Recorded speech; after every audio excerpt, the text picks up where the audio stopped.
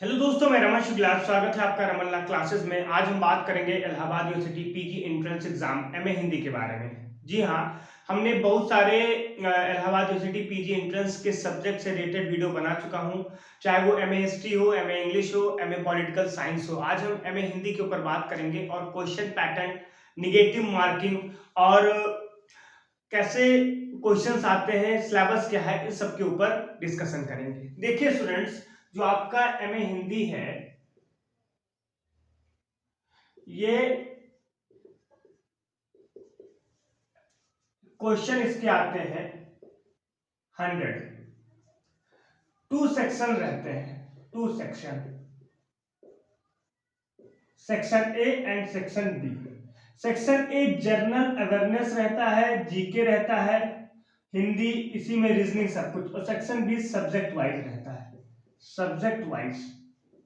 देखिए, section A के 50 question 2 number के 100 हो गया, और सेक्शन बी के 50 क्वेश्चन 4 नंबर के 200। टोटल 300 नंबर का आपका पेपर होता है। 300 नंबर का आपका पेपर होता है। अगर उसमें आप 150 प्लस है तो आपका सिलेक्शन हो सकता है।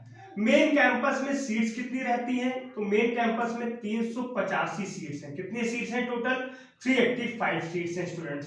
अब इस 100 क्वेश्चन में आपके पास आएगा रीजनिंग के क्वेश्चन, इसमें आपका आएगा जीएस का क्वेश्चन, जीके का क्वेश्चन। देखिए, अगर इसमें आपने 25 क्वेश्चन भी अटेम्प्ट कर लिया और अपना ये पोर्शन आपने मजबूत कर दिया सब्जेक्ट वाला, और ये सब्जेक्ट कौन सा होगा? जो आपने BA first year, second year, third year में पढ़ा होगा, जो आपने जब हिंदी किया होगा, यानी जब आपने स्नातक किया होगा, स्नातक में जो आप हिंदी सब्जेक्ट पढ़े होंगे first year, second year, third year में, तो वही आपका सिलेबस हिंदी का रहेगा।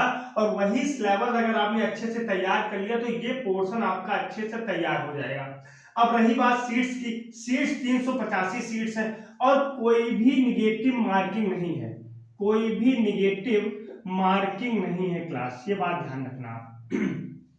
और अगर आपने 150 प्लस गेन कर लिया तो आपका सिलेक्शन मेन कैंपस में हो सकता है। ठीक है।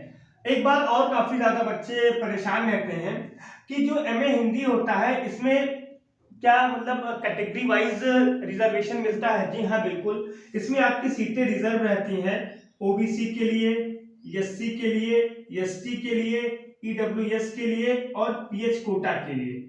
स्पोर्ट्स कोटा के लिए भी कुछ सीटें रिजर्व रहती हैं, तो आप ये बिल्कुल परेशान ना हो। और अगर आपके मार्क्स अच्छे आए हैं तो आपको हॉस्टल भी प्रोवाइड किया जाता है।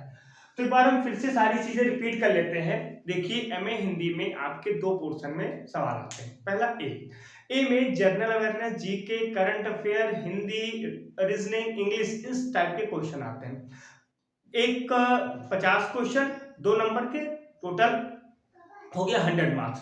पार्ट बी, आपकी 50 क्वेश्चन आते हैं, एक क्वेश्चन 4 नंबर का होता है, और ये आपके बीए हिंदी, मतलब जो आपने स्नातक के दौरान हिंदी सब्जेक्ट्स पढ़े होंगे, स्नातक फर्स्ट यानी BA first year, second year, third year में, उससे रिलेटेड ये आपके क्वेश्चन पूछे जाते हैं।